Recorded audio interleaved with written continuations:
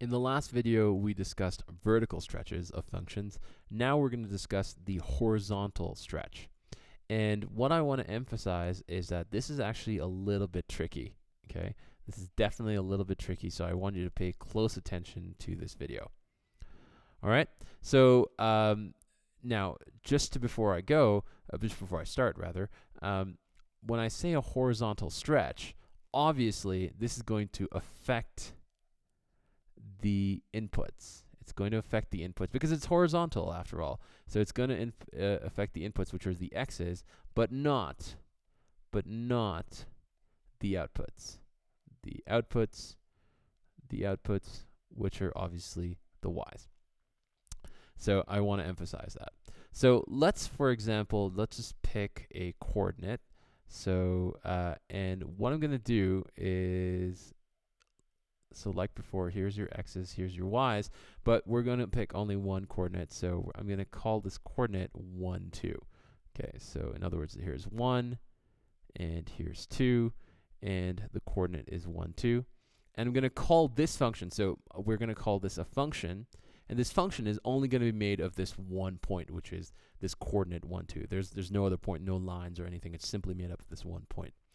And since this is our f of x, so this is our original function, so this is our original function. So since we only have one point, therefore f of 1 has to equal 2, right? So if you have an input of 1, the output is equal to 2. So that just comes from the original function.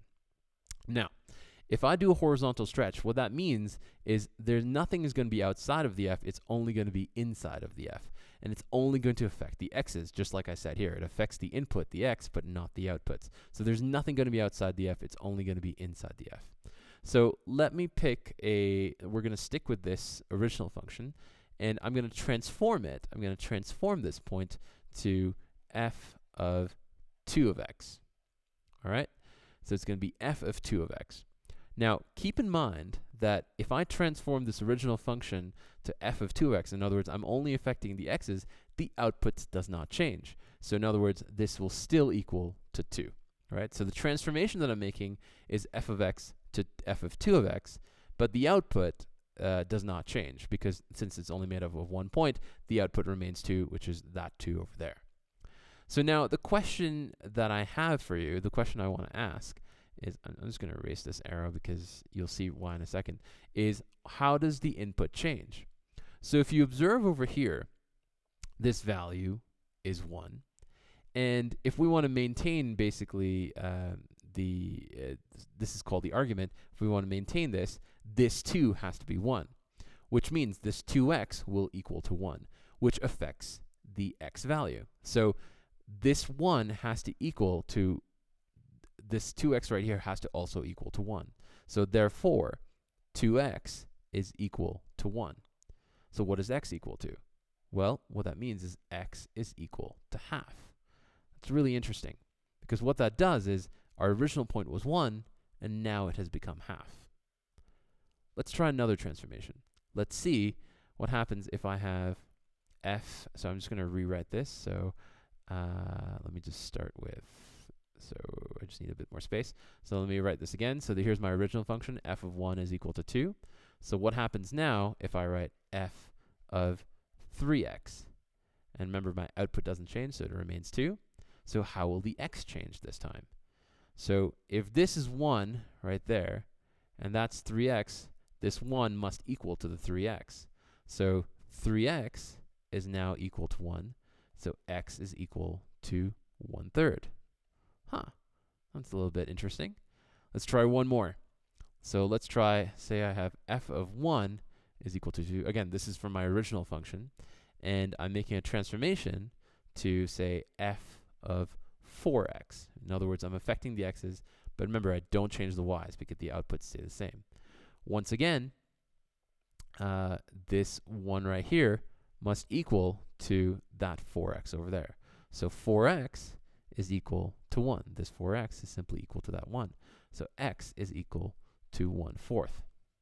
I hope you see a pattern that's sort of forming over here, is that every time I increase this number over here, my x value begins to shrink by the reciprocal of that factor. So for example, when it was 2x, my original value of 1 shrank to half. When it was 3x, my original value of 1 shrank to 1/3. When it's 4x, my original value of 1 now shrinks to 1/4. So what happens if, let's say I have, again, so let's say I have, let me just do the yellow. Let me just do the yellow. So let's say I have f of 1 is equal to 2, and then I now transform it to f of ax is equal to 2, and where a is some element of a positive real number. So if you follow the pattern, then, in other words, if you follow the pattern, this 1, right? So therefore, ax is equal to 1. Therefore, x is equal to 1 over a. So which means that your x values are the reciprocal. So say, for example, you have so let's say, for example, I have f of, let me just go back again. So let me just start again with my original function. So let's say I have f of 1 is equal to 2, and I transform it to, let's just say, f of 4/5 of x, and let's say that's equal to 2. My x value, since it's just a reciprocal, I already know that my new x value, let me just write that in white, my new x value will be x is equal to 5/4, which is the reciprocal of 4/5. And so that's exactly what happens, is that when we have a horizontal stretch,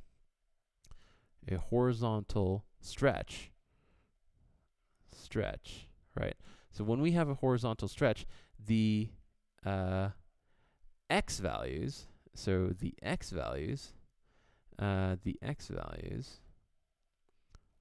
are stretched by a factor of 1 over a. In other words, the reciprocal amount. So say, for example, I have a function that's f of 2x, right? Basically, the way I would write the transformation here, I would describe it, is a stretch in the x direction. It's in the x direction by a factor of the reciprocal of that 2, which will be 1 over 2. All right, so let's do an example sort of just to clarify what that means. So again, once again, we're using the same f of x as in the previous examples, and the edge points for this function are 1, 2, 2, 4, and 4, 1. So say, for example, I have this original function, which is y equals f of x, so y equals f of x, and I transform it to y equals f of 2x, right? How will this new function, this new transformed function look like? So the first thing we should do is sort of describe this transformation.